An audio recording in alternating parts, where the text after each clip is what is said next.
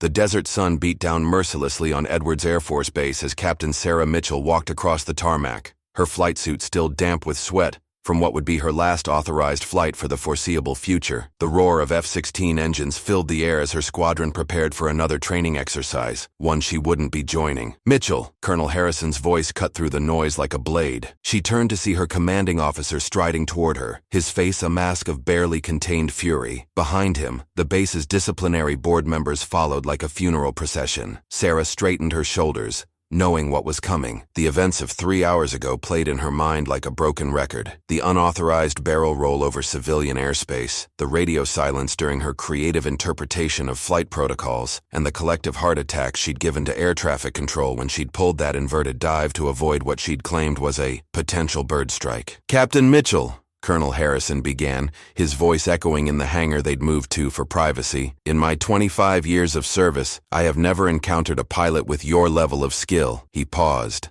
letting the compliment hang in the air before delivering the blow. "Or your complete disregard for military protocol." Sarah's jaw tightened. "Sir, with respect, that disregard has saved lives. The Kandahar extraction was 3 years ago." Harrison's voice boomed off the metal walls. "And while your unconventional methods worked then, they don't excuse today's stunt. You buzzed a civilian airport at 300 feet, Mitchell. 300 feet. The other members of the board shifted uncomfortably. Major Rodriguez, whom Sarah had trained with at the academy, wouldn't even meet her eyes. Lieutenant Colonel Barnes, a by-the-book officer who'd never seen real combat, looked like he was enjoying this more than he should. "The bird strike protocol clearly states," Sarah began. "There was no bird strike," Barnes interrupted, consulting his tablet. "Tower confirmed clear skies. You performed an unauthorized maneuver in restricted airspace because you were bored with standard approach patterns." Sarah felt heat rise in her cheeks, but she kept her voice steady. "I maintained safe distance from all civilian aircraft.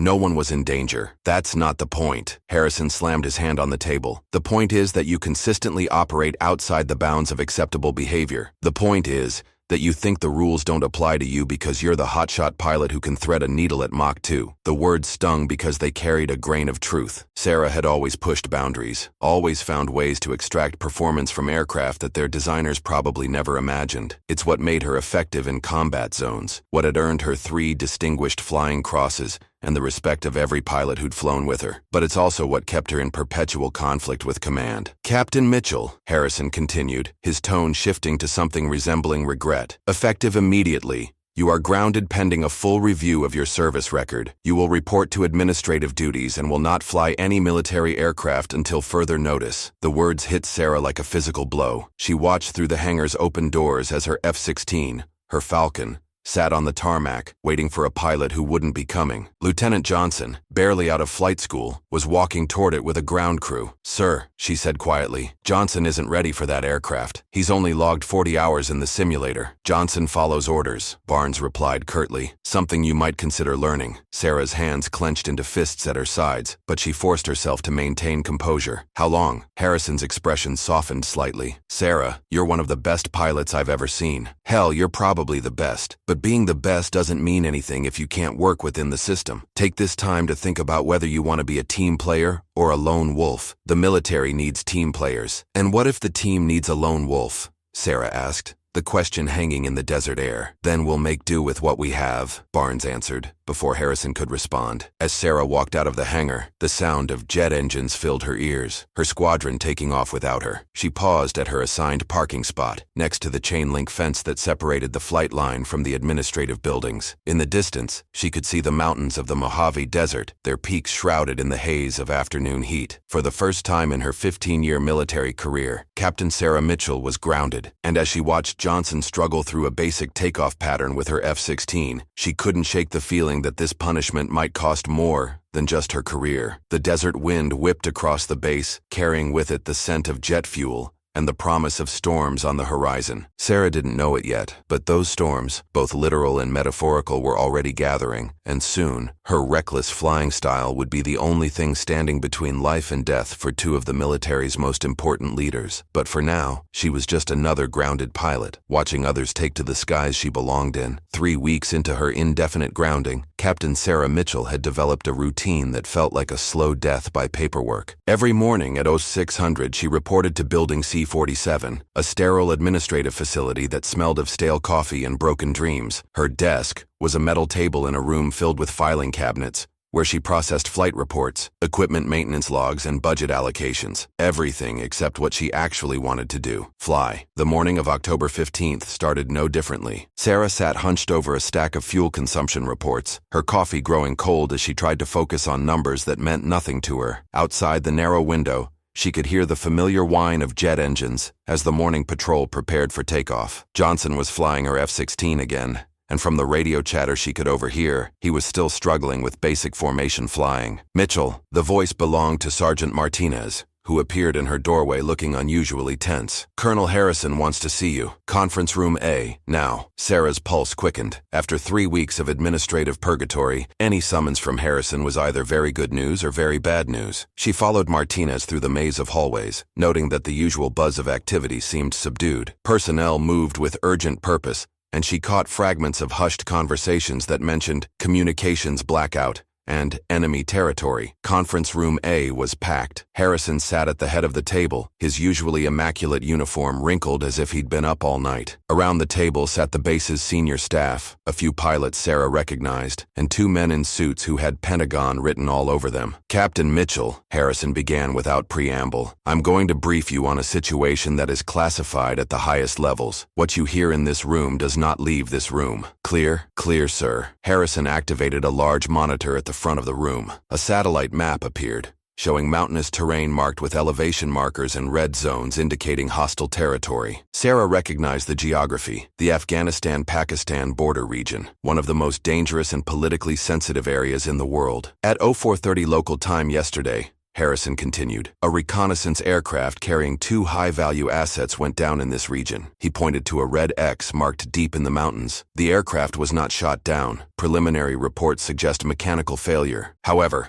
the crash site is in disputed territory, approximately 15 miles behind enemy lines. One of the Pentagon officials, a stern-looking man with silver hair, leaned forward. "The assets in question are General Marcus Webb, chairman of the Joint Chiefs, and General Patricia Caldwell, director of the Defense Intelligence Agency. They were conducting a classified assessment of regional intelligence operations." Sarah felt her stomach drop. Webb and Caldwell weren't just high-ranking officers. They were 2 of the most important military leaders in the country. Webb had been instrumental in planning the last 3 major military operations, and Caldwell's intelligence network had prevented numerous terrorist attacks on American soil. "Do we have confirmation they survived the crash?" Sarah asked. Harrison nodded grimly. "Emergency beacon is active, and we received a brief radio transmission 6 hours ago. Both are alive, but injured. General Webb has a suspected broken leg, and General Caldwell suffered a head injury. They're mobile but severely compromised." The other Pentagon official, a woman with sharp eyes and an equally sharp suit, spoke up. "Intelligence suggests hostile forces are converging on their location. We have perhaps 18 hours before they're captured or, worse." Sarah studied the map, her pilot's eye automatically calculating distances, altitudes, and approach angles. "What about extraction? Surely we have assets in the region." "We do," Harrison replied, "but the terrain makes it nearly impossible. Look at these elevation readings. The crash site is in a valley surrounded by peaks reaching over 12,000 feet. The valley itself is less than half a mile wide, with severe downdrafts and unpredictable wind shear. Add to that the enemy presence and the political sensitivity of the region. 3 extraction attempts have already failed," the silver-haired Pentagon official added. "We lost 1 helicopter to enemy fire. Another had to abort due to mechanical issues caused by the altitude and weather conditions, and the 3rd couldn't even reach the valley due to the wind conditions." Sarah's eyes remained fixed on the map. She could see the problem immediately. It was a pilot's nightmare. The approach would require threading the needle between mountain peaks in unstable air, landing in a confined space while under potential enemy fire, and then extracting with injured passengers, while maintaining aircraft performance at altitude. "With respect, sir," she said slowly, "what does this have to do with me? I'm grounded, remember?" Harrison exchanged glances with the Pentagon officials. "The extraction requires a specific skill set, Captain. We need a pilot who can operate outside conventional parameters, someone who can make impossible flights work." "You need someone reckless," Sarah said, understanding dawning. We need someone with your particular talents, the female Pentagon official corrected carefully. Standard approach patterns won't work. Standard safety margins won't work. We need a pilot who can push an aircraft beyond its normal operational envelope and make it home. Sarah looked around the room. Every face was grave. Every expression told her the same thing. This was a desperation play. What aircraft are we talking about? Modified Black Hawk, Harrison replied. Stripped down for maximum performance at altitude, equipped with defensive countermeasures and configured for rapid extraction. It's sitting on the tarmac right now, fueled and ready. And if I refuse? The silence in the room stretched for long seconds. Finally, Harrison spoke. Then 2 American generals die in enemy territory, and we lose intelligence assets that could compromise ongoing operations worldwide. But the choice is yours, Sarah. We can't order you to volunteer for a suicide mission. Sarah stared at the map, her mind racing through flight calculations. The approach would be insane. A high-speed, low-level run through mountain passes, followed by a combat landing in a confined space, all while potentially under fire. The extraction would be even worse, with the added weight of passengers and the knowledge that enemy forces would be converging on their position. It was exactly the kind of impossible mission that had gotten her in trouble her entire career, the kind of flying that made superior officers write angry reports and question her fitness for service, the kind of reckless, boundary-pushing, regulation-ignoring approach that could get everyone killed. It was also the only thing that might work. When do we launch? She asked. Harrison's expression was equal parts relief and concern. As soon as you can get to that Black Hawk. Captain, I want to be clear. This mission has a low probability of success. You're flying into contested airspace, in challenging terrain, with multiple hostile elements. The smart money says this is a one-way trip. Sarah stood up, her hands steady for the first time in 3 weeks. Sir, if I wanted to play it safe, I would have become an accountant. As she headed for the door, the female Pentagon official called after her. Captain Mitchell, why are you doing this? Sarah paused at the threshold, thinking of all the times she'd been told her flying style was too dangerous, too unpredictable, too risky. She thought of the countless reports that criticized her methods while grudgingly acknowledging her results. Because sometimes, she said, the only way to save lives is to risk everything. 20 minutes later, Captain Sarah Mitchell was strapping herself into the modified Black Hawk, running through pre-flight checks with a precision born of years of experience. The irony wasn't lost on her. After 3 weeks of being grounded for reckless flying, she was about to attempt the most reckless flight of her career. As the rotors spun up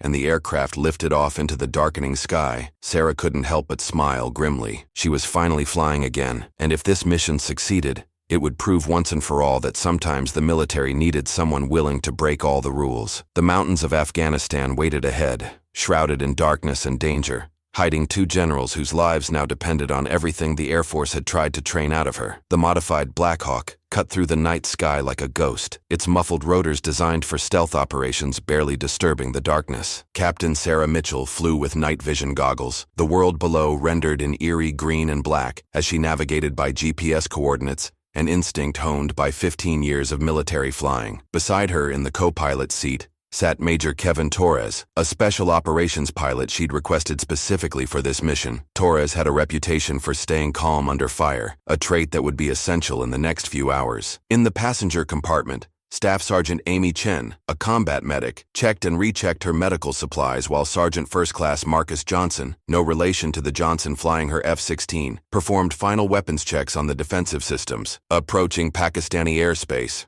Torres announced through the intercom. Local time 0230. Weather report shows deteriorating conditions ahead. Wind gusts up to 40 knots through the mountain passes, visibility dropping due to an incoming storm system. Sarah's eyes flicked to the weather radar display. A massive storm front was moving in from the west, and they were flying directly into its path. Perfect. As if this mission wasn't challenging enough already. Copy that, she replied, making minor adjustments to their heading. ETA to the target zone is 43 minutes. Everyone ready back there? Medical supplies secured and ready, Chen reported. I've got trauma kits for both generals plus emergency stabilization equipment. If they're as badly injured as the intel suggests, we'll need to move fast once we're on the ground. Defensive systems are green. Johnson added. Countermeasures are armed and ready. I've got visual confirmation of hostile radio chatter increasing as we get closer to the border region. Sarah nodded, her attention focused on the terrain ahead. The Hindu Kush mountains rose like sleeping giants, their peaks lost in low-hanging clouds. According to the mission briefing, enemy forces had been conducting search operations throughout the region since the general's aircraft went down. Intelligence estimated at least 3 separate militant groups were converging on the crash site, each hoping to capture the high-value prisoners. Sarah, Torres said quietly, using her first name, a breach of protocol that indicated just how serious their situation had become. I've been looking at these approach vectors. The standard insertion routes are all compromised. Satellite imaging shows enemy positions on the ridgelines overlooking the valley. They'll see us coming from miles away. Sarah had been thinking the same thing. The mission planners had provided 3 possible approach routes, all following established military doctrine for high-altitude insertions. All of them would get the rescue team killed before they reach the ground. What if we don't follow standard approach doctrine? She asked. Torres looked at her with a mixture of confusion and concern. What do you mean? I mean, what if we come in the back way? Look at this terrain mapping. Sarah pointed to her navigation display. There's a narrow canyon system about 8 miles north of the crash site. It's not on any of the planned routes because it's considered too dangerous. Multiple elevation changes, severe wind shear, minimal clearance between the canyon walls. Sarah, that canyon is marked as a no-fly zone. The clearance is less than 50 feet on either side. One mistake and we paint the canyon walls. But it leads directly to the valley where the generals are down, and it's too narrow for effective ground-to-air fire. We could fly below radar coverage, pop up at the last second, make the extraction, and be gone before they know what hit them. Torres stared at the map display, running calculations in his head. The wind shear alone could flip us, and we'd be flying at night, in deteriorating weather, through a canyon that's never been mapped for helicopter operations. I know, Sarah replied calmly. It's insane, which is exactly why it might work. The radio crackled to life. Rescue 1. This is Overwatch. We're showing increasing enemy activity in your target zone. Multiple heat signatures converging from the north and east. Estimated time until hostiles reach crash site, 90 minutes. Sarah keyed her microphone. Overwatch. Rescue 1 copies. We're adjusting our approach route to avoid detection. We'll maintain radio silence until extraction is complete. Rescue 1. Negative en route deviation. Stick to planned approach vectors. Sarah looked at Torres, who shrugged and reached for the radio controls. Sorry, Overwatch. Torres transmitted. You're breaking up. Say again your last transmission. Rescue 1. Maintain planned. Torres switched off the radio. Oops. Radio malfunction. Sarah grinned, despite their dire circumstances. I like your style, Torres. Don't get me wrong, he replied. I think this canyon run is certifiably insane, but I've seen your flying, and if anyone can thread that needle, it's you. Just promise me you'll keep us in one piece. I'll do my best. The next 20 minutes passed in tense silence as they approached the mountain range. The storm front was moving in faster than predicted, and Sarah could see lightning flickering in the clouds ahead. The modified Black Hawk shuddered occasionally in the increasing turbulence, but the aircraft held steady. There, Sarah pointed to a gap in the mountains barely visible on their night vision. Canyon entrance. Everyone strap in tight. This is going to be rough. She pushed the helicopter into a steep dive, dropping altitude rapidly as she lined up with the canyon mouth. The walls rose on either side like the jaws of some prehistoric monster, and Sarah felt the familiar rush of adrenaline that came with flying at the absolute edge of possibility. Clearance 20 feet port side, 30 feet starboard, Torres called out, his voice steady despite the circumstances. The canyon twisted and turned like a serpent, and Sarah had to constantly adjust their heading to avoid the rock walls. The downdrafts were vicious, trying to slam them into the canyon floor, while updrafts threatened to throw them into the ceiling of rock above. Wind shear, Torres warned, as the helicopter suddenly dropped 15 feet in a matter of seconds. Sarah fought the controls, using every technique she'd learned in 15 years of flying to keep them airborne. This was flying at its purest. No computer assistance, no safety margins, just a pilot, her aircraft, and the laws of physics engaged in mortal combat. Narrowing passage ahead, Chen called from the back, watching their clearance on the navigation display. 10 feet on either side. Sarah adjusted their position slightly, the rotor tips now so close to the canyon walls that she could hear them disturbing loose rocks. One miscalculation, one moment of inattention, and they would all die instantly. Exit vector in 30 seconds, Torres announced. As they approached the end of the canyon, Sarah could see the valley beyond, a narrow strip of relatively flat ground where the generals were waiting. But she could also see something else, muzzle flashes from multiple positions around the valley perimeter. "We've got company," Johnson reported from the gun position. Multiple hostiles armed and positioned around the landing zone. Sarah's mind raced through their options. They could abort the mission, try to find another approach, and probably arrive too late to save the generals, or they could continue with the extraction and fight their way out. "Sarah," Torres said quietly, "what are you thinking?" She looked at the valley ahead,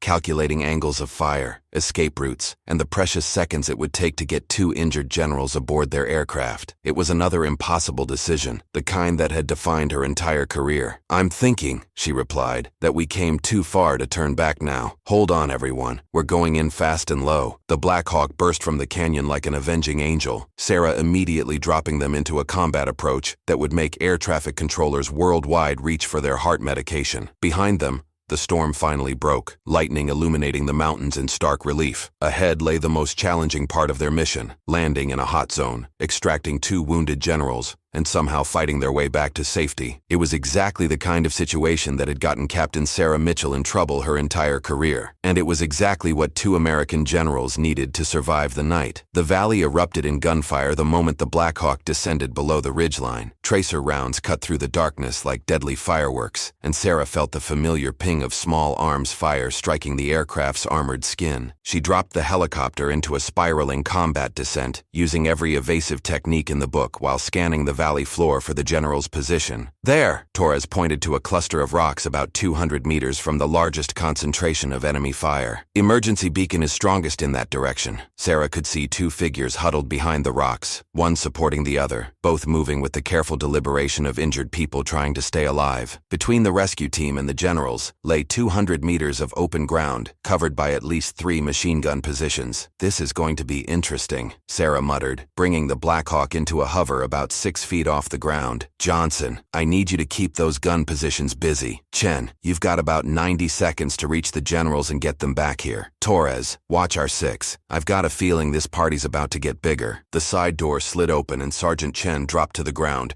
immediately sprinting toward the rocks while Johnson provided covering fire from the helicopter's mounted gun system. The sound was deafening, the rotor wash, the gunfire, the crack of bullets passing overhead. Sarah had to constantly adjust the helicopter's position to give her team the best angles while avoiding the increasingly accurate enemy fire. "Multiple vehicles approaching from the north," Torres reported, watching the thermal imaging display. "Looks like reinforcements. ETA approximately 4 minutes. Sarah grimly noted the timeline. 4 minutes to extract 2 wounded generals, fight their way out of a valley surrounded by hostile forces, and escape through either the canyon they'd used to enter, which would now be a death trap with enemy forces above them, or find another route through the mountains in the middle of a storm. "Chen's reached the generals," Johnson reported between bursts of covering fire. "General Webb is conscious but can't put weight on his left leg. General Caldwell appears disoriented, possible concussion." Through the darkness and chaos, Sarah could see the combat medic working with military efficiency. Chen quickly assessed both generals, applied emergency stabilization, and began moving them toward the helicopter. General Webb leaned heavily on Chen's shoulder while General Caldwell moved slowly, but under her own power. "Hostile vehicles entering the valley," Torres announced. 3 trucks, heavily armed. They're setting up blocking positions at the south end. Sarah's mind raced through their tactical situation. The canyon they'd used to enter was to the north, but enemy reinforcements were coming from that direction. The south end of the valley was now blocked. East and west were bordered by mountain peaks too high to clear with their current load and fuel situation. "Sarah," Torres said urgently, "we need to go. Now." Chen's got the generals, but those trucks are moving into position to cut off all our escape routes. Sarah looked at the approaching medic and wounded generals, then at the tactical display showing enemy positions. In about 60 seconds, they would be completely surrounded with no conventional way out. "Torres," she said, "remember when you said the canyon approach was insane? Yeah? Well, what I'm about to do is going to make that look like a routine training flight." Chen reached the helicopter with both generals,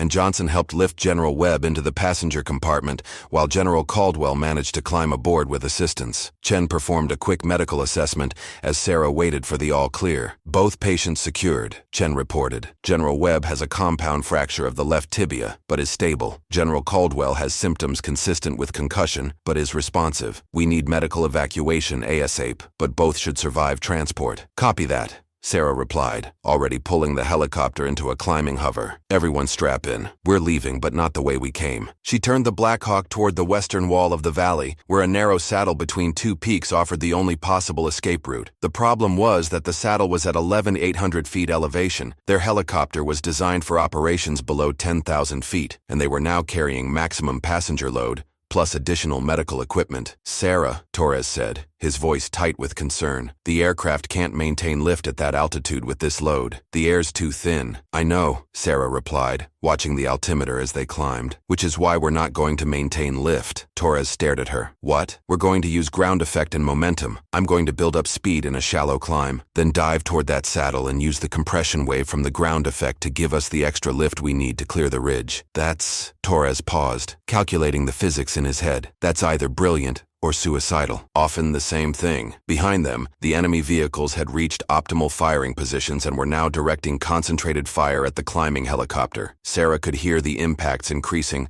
and warning lights were starting to illuminate on the control panel. "Hydraulic pressure dropping," Torres reported. "We're losing fluid from the primary system." Sarah felt the controls getting heavier as the power assistance failed, but the helicopter was still flyable. "How long before total hydraulic failure?" "At this rate, maybe 10 minutes. We'll be out of here in 5. The Black Hawk continued its climb toward the saddle, engines straining at the thin air. At 11,200 feet, Sarah could feel the aircraft starting to lose power. The rate of climb decreased, then stopped altogether. They were hanging in the air, barely maintaining altitude, with the saddle still 400 feet above them. "Sarah," General Webb called from the passenger compartment, his voice weak but clear. "I don't know what you're planning, but Patricia and I want you to know, we appreciate what you're doing. Save the thanks for when we're back on friendly soil, sir," Sarah replied, then keyed her intercom to the crew. "Everyone hold on. We're going to dive to build airspeed, then pull up at the last possible second. If this works, we clear the ridge. If it doesn't,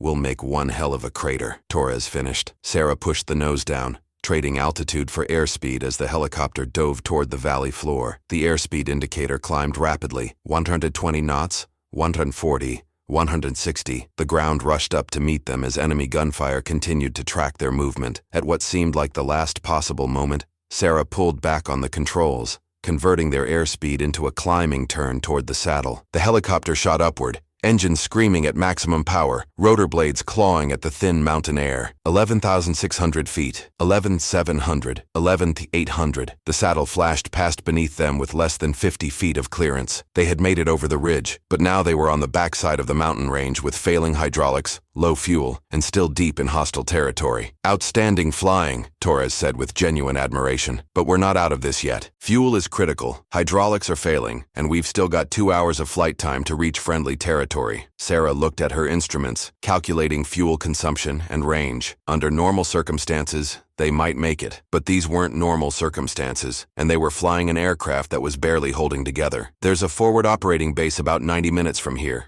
she said. "Fob Sentinel. If we can maintain current airspeed and the hydraulics hold together, we should make it with about 10 minutes of fuel to spare. And if the hydraulics fail completely, then we find out how good I really am at flying without power assist." The next hour was a masterclass in crisis management. Sarah nursed the damaged helicopter through increasingly difficult weather conditions, while Torres managed their failing systems and Chen monitored the general's medical condition. They flew through mountain passes that weren't on any map, following valleys that led generally in the right direction while avoiding known enemy positions. At T+70 minutes, the hydraulic system finally gave up completely. Sarah felt the controls lock up, then gradually found she could still fly the aircraft through pure muscle power and years of experience. It was like flying a machine from the 1940s. Every input required physical effort. Every course correction was a battle against mechanical resistance. "Fob Sentinel on the horizon," Torres announced. "They're lighting up the landing zone now." Through the darkness and blowing snow, the storm had finally caught up with them. Sarah could see the welcoming lights of the forward operating base. Medical personnel were already standing by with stretchers, and she could see Colonel Harrison's distinctive silhouette near the landing pad. The landing was far from graceful, graceful. Without hydraulic assistance, Sarah had to use all her strength to control their descent, and the Black Hawk touched down hard enough to compress the landing gear and send a shudder through the entire aircraft. But they were down, they were safe, and most importantly, both generals were alive. As medical personnel rushed forward to evacuate General Webb and General Caldwell, Sarah finally allowed herself to relax. Her hands were shaking from exhaustion and adrenaline, and she realized she'd been holding her breath for the last 5 minutes of the approach. Colonel Harrison appeared at her window. "Captain Mitchell," he said formally,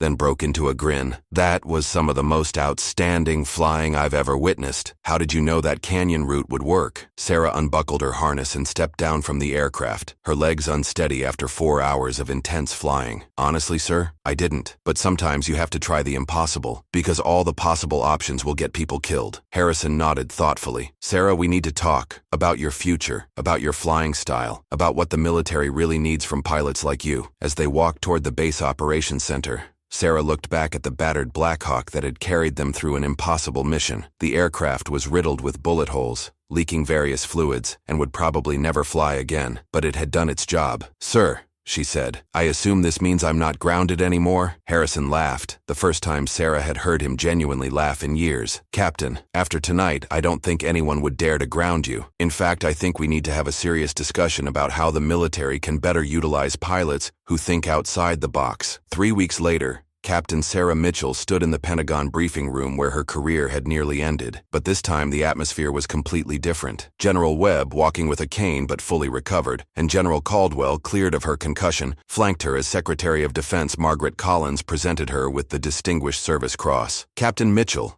Secretary Collins said, "your actions during the extraction mission demonstrated the highest levels of professional competence, personal courage, and innovative thinking under extreme pressure. You saved the lives of 2 critical military leaders and proved that sometimes the most unconventional approach is exactly what the situation requires." As the medal was pinned to her uniform, Sarah thought about all the reports that had criticized her flying style, all the superior officers who had labeled her reckless, all the times she'd been told to follow standard procedures. She thought about the generals who would have died if she'd followed those procedures, and the mission that succeeded precisely because she was willing to break every rule in the book. "The military," Secretary Collins continued, "is establishing a new rapid response unit for high-risk extractions and impossible missions. This unit will operate with expanded operational flexibility and will be staffed by personnel who have demonstrated the ability to think creatively under pressure. Captain Mitchell, you'll be leading this unit with a promotion to major, effective immediately." After the ceremony, as Sarah walked through the Pentagon corridors, General Webb caught up with her. "Major Mitchell," he said, "I wanted to personally thank you, but I also wanted to ask, how did you know? How did you know that flying through that canyon would work, that the ground effect technique would get us over the ridge, that any of it would work?" Sarah considered the question for a moment. "General, I didn't know, but I knew that flying by the book would get us all killed, and sometimes the only way to save lives is to risk everything on something that shouldn't work, but might." General Webb smiled. "That's exactly why we need more officers like you. The military spends so much time training people to follow procedures that we sometimes forget the most important skill of all, which is knowing when to throw out the procedures and trust your judgment." 6 months later, Major Sarah Mitchell stood on the flight line at a classified location, watching her new team of impossible mission pilots prepare for their latest assignment. They were all misfits in their own way, pilots who had been disciplinary problems, who pushed boundaries, who flew by instinct rather than regulation. They were exactly what the military needed. As her F-35 Lightning II, her new aircraft, equipped with the latest technology and cleared for operations that didn't appear in any manual, powered up for takeoff, Sarah reflected on the strange turns her career had taken. She'd been grounded for reckless flying, then ungrounded because her reckless flying was exactly what the situation required. The radio crackled to life. "Phoenix Lead, this is Control. You are cleared for takeoff. Mission parameters are uploaded to your systems." "And Major," "Yes, Control. Try to bring the aircraft back in one piece this time." Sarah grinned as she advanced the throttles. "No promises, Control. Sometimes you have to break a few things to save what matters most." The F-35 lifted off into the morning sky, carrying Major Sarah Mitchell toward another impossible mission. Behind her, the sun rose over Edwards Air Force Base, casting long shadows across the runway where her journey had begun. But ahead lay challenges that would test not just her flying skills, but her ability to lead others who, like her, had been told their entire careers that their instincts were wrong. The new Rapid Response Aviation Unit, call sign Phoenix Squadron, had been operational for 6 months, and their success rate was unprecedented. When conventional forces couldn't reach downed personnel, when diplomatic situations required surgical precision, when the impossible had to become possible, Phoenix Squadron got the call. Today's mission briefing had been typically cryptic: high-value asset extraction, Category 5 terrain, diplomatic constraints, zero margin for error. Translation: someone very important was trapped somewhere very dangerous, and they couldn't use conventional military assets without starting an international incident. Phoenix 2, ready for departure, came the voice of Captain Marcus Torres, promoted and transferred to her unit after their successful general extraction. He'd proven that his willingness to accidentally lose radio contact when following orders would get people killed was exactly the kind of thinking Phoenix Squadron needed. Phoenix 3, Systems Green, reported Captain Lisa Chen, formerly Staff Sergeant Chen, field promoted after demonstrating that medical personnel who could think tactically under fire were invaluable in impossible situations. Phoenix 4, ready to make some magic happen, announced Captain David Johnson. Not the Johnson who'd struggled with her old F-16, but the weapons specialist who'd provided covering fire during the Valley extraction and had since become the unit's expert in creative applications of military hardware. As they formed up at 30,000 feet,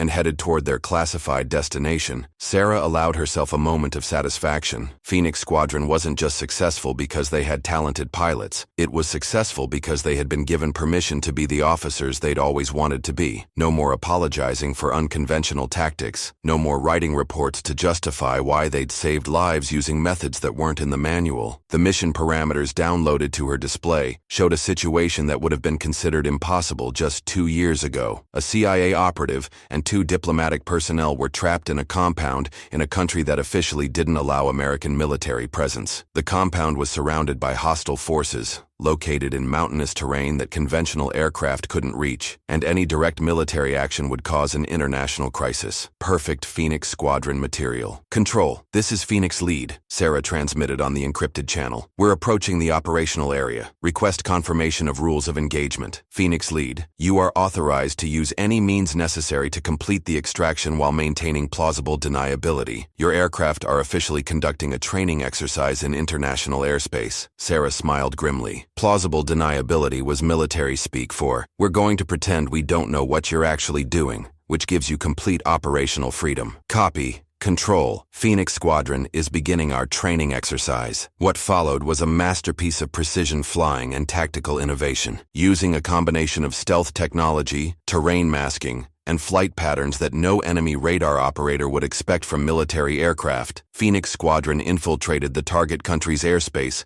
without detection. The extraction itself required Sarah to land her F-35 in a space barely larger than a tennis court, something the aircraft wasn't designed to do, while her wingmen provided cover using non-lethal but highly effective electronic warfare techniques that disabled enemy communications and vehicles without causing permanent damage. The 3 trapped personnel were extracted successfully, with no international incidents, no diplomatic protests, and no evidence that American military forces had ever been in the area. Just another training exercise by a unit that officially didn't exist. As they flew home through the dawn sky, Sarah reflected on how different her life had become. She was no longer the pilot who got in trouble for breaking rules. She was the officer who got called when the rules needed to be broken to save lives. Her radio crackled with an incoming message from General Webb, now serving as her direct superior and the Pentagon liaison for Phoenix Squadron operations. Phoenix Lead.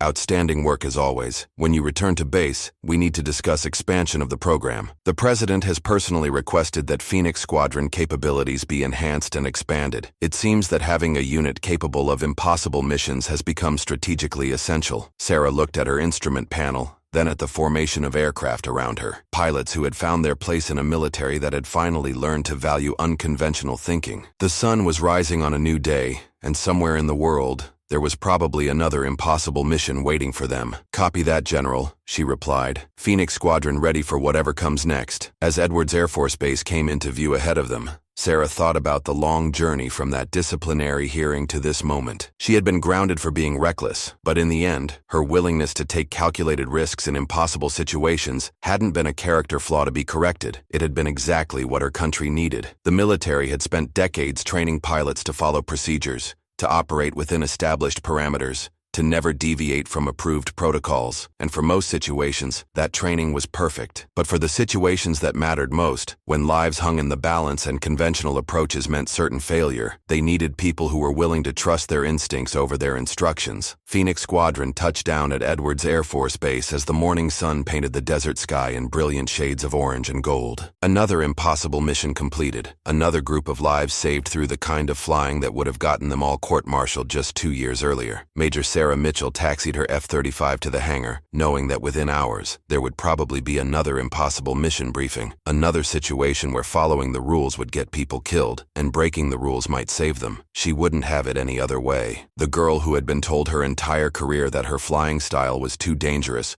too unpredictable, too reckless, had finally found her place in a world that desperately needed people willing to attempt the impossible. Sometimes the very thing that gets you in trouble is exactly what the world needs. And sometimes, being grounded is just the first step toward learning how to really fly. Epilogue. 5 years later, Major General Sarah Mitchell stood before a new class of military pilots at the Top Gun Naval Fighter Weapons School, where she had been invited to speak about unconventional tactics and adaptive leadership. The auditorium was packed with the best pilots from all branches of the military, officers who represented the future of American air power. The most important thing you can learn, she told them, is that there are times when following every rule perfectly will still get people killed. Your job isn't just to be a perfect pilot, it's to be a pilot who can make perfect seem possible when everything else has failed. She paused, looking out at the sea of young faces, each one representing enormous potential and countless hours of training. Some of you will have careers where you never deviate from standard operating procedures, and that's exactly what the military needs from you. But some of you, she smiled, some of you will find yourselves in situations where the only way to save lives is to trust your judgment over your instructions. When that moment comes, don't hesitate. The people counting on you don't need a pilot who follows rules perfectly. They need a pilot who can rewrite the rules when rewriting them is the only way to bring everyone home. In the audience,